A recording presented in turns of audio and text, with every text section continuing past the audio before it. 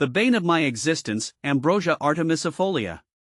As someone who suffers from seasonal allergies, there's one plant I dread more than most, Ambrosia artemisiifolia, also known as common ragweed. This seemingly innocuous weed is responsible for unleashing a torrent of sniffles, sneezes, and itchy eyes every year. But beyond the personal misery it inflicts, there's a lot to learn about this pervasive plant. So, let's delve into the world of Ambrosia artemisiifolia. See more 49 species in genus Ambrosia at monsteraholic.com. What is Ambrosia artemisiifolia?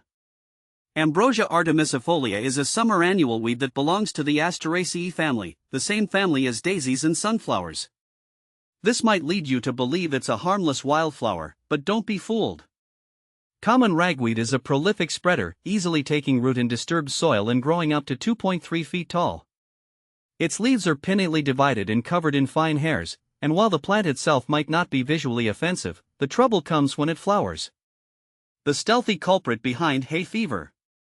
Unlike many flowering plants that attract pollinators with colorful petals, ragweed takes a different approach. It produces inconspicuous wind-pollinated flowers that release a massive amount of pollen. This pollen is the real enemy for allergy sufferers like myself.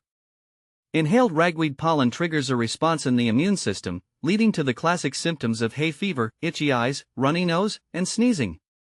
The worst part? Ragweed pollen can travel for miles on the wind, making it nearly impossible to escape its grasp during peak season. In my garden, ragweed season typically coincides with the end of summer, so I spend those months stocking up on tissues and allergy medication. Can Ambrosia artemisiifolia self-pollinate? The answer is yes, Ambrosia artemisiifolia can self-pollinate. While it primarily relies on wind for pollen dispersal, the plant also has small, inconspicuous flowers that can self-pollinate if necessary. This ensures the plant's reproductive success even in areas with low pollinator populations. Unfortunately, for allergy sufferers, this self-pollination ability means ragweed can be a persistent problem. Is there any use for Ambrosia artemisiifolia? Despite its reputation as a nuisance weed, there might be a silver lining. Some research suggests that parts of the ragweed plant may have medicinal properties. Studies have shown potential anti-inflammatory and anti-cancerous effects. However, it's important to note that this research is still in its early stages, and more studies are needed to confirm these potential benefits. Additionally, self-treating with ragweed is not recommended, as it can worsen allergies.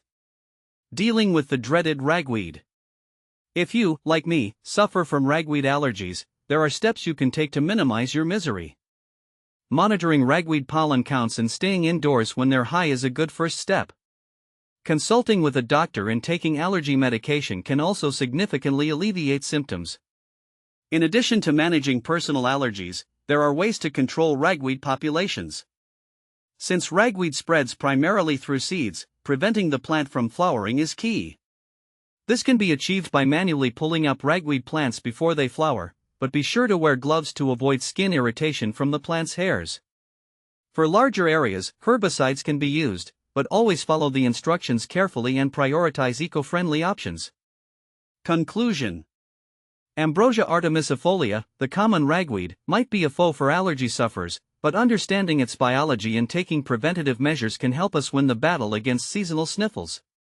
While there's potential for the plant to have medicinal uses, for now, I'll focus on keeping this unwelcome guest at bay.